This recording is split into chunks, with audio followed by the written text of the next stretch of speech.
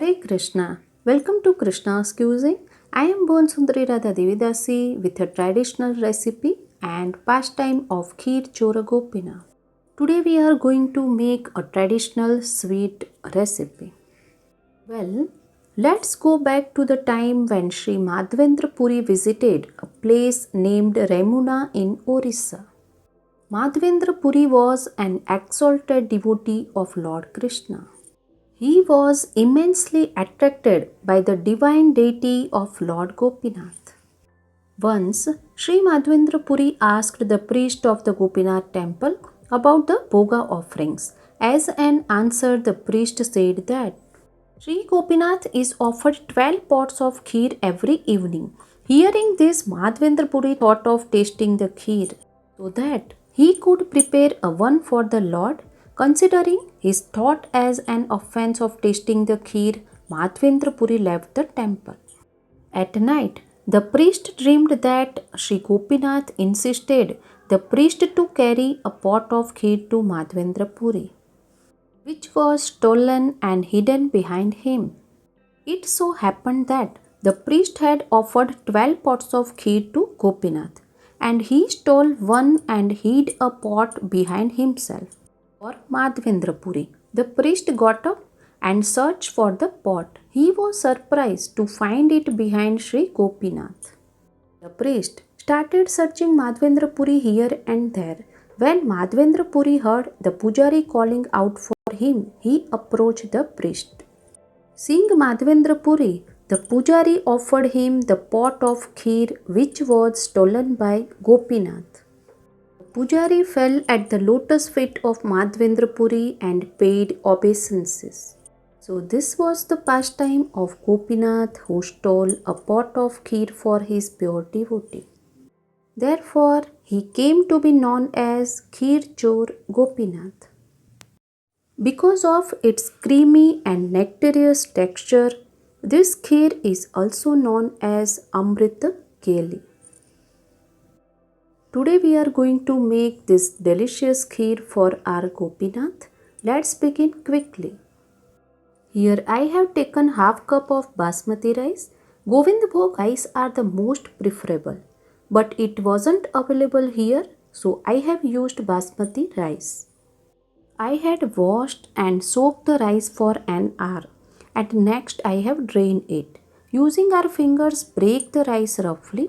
If you are going to make the kheer in larger quantity, you can grind the rice too.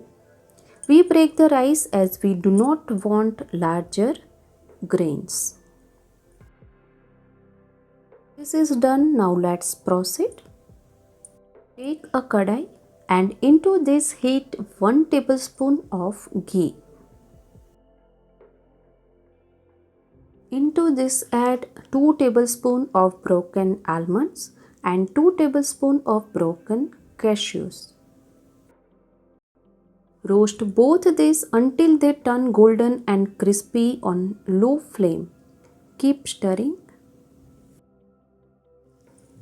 You can observe their color have changed.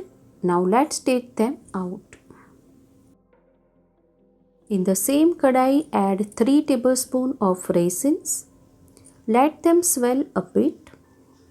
This takes very few seconds and you can see this too is done. Let's take it out in a plate.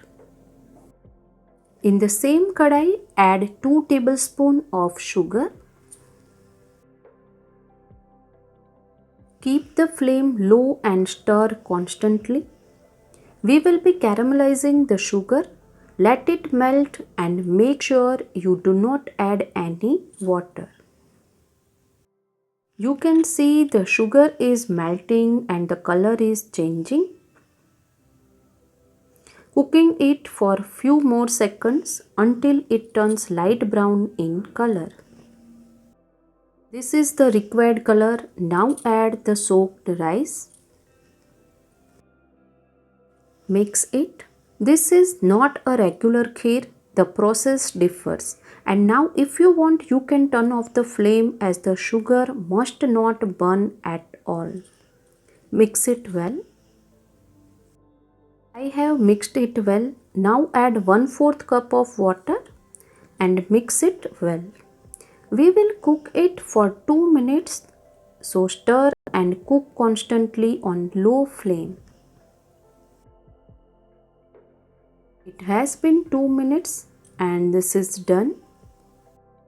Now add 2 liters of cow's milk.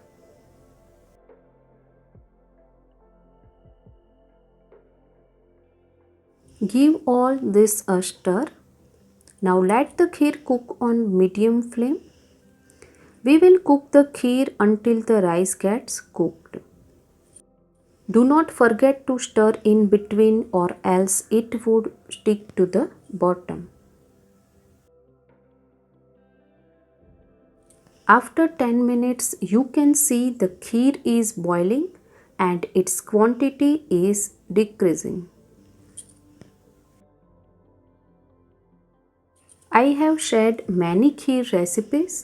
You can find kheer recipes playlist in the description box below. Now you can see the kheer has thickened. As the malai is formed, the kheer gradually thickens. Next add the remaining sugar. Now mix it well until all the sugar melts and combine well. Keep stirring.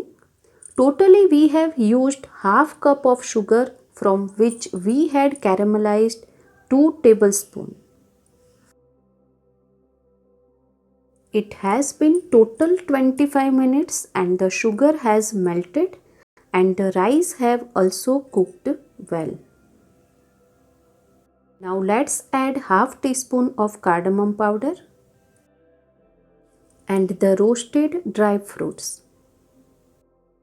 Now mix it well. I have listed down all the ingredients below in the description box. You can refer it. With this, our wonderful kheer is ready. Turn off the flame now.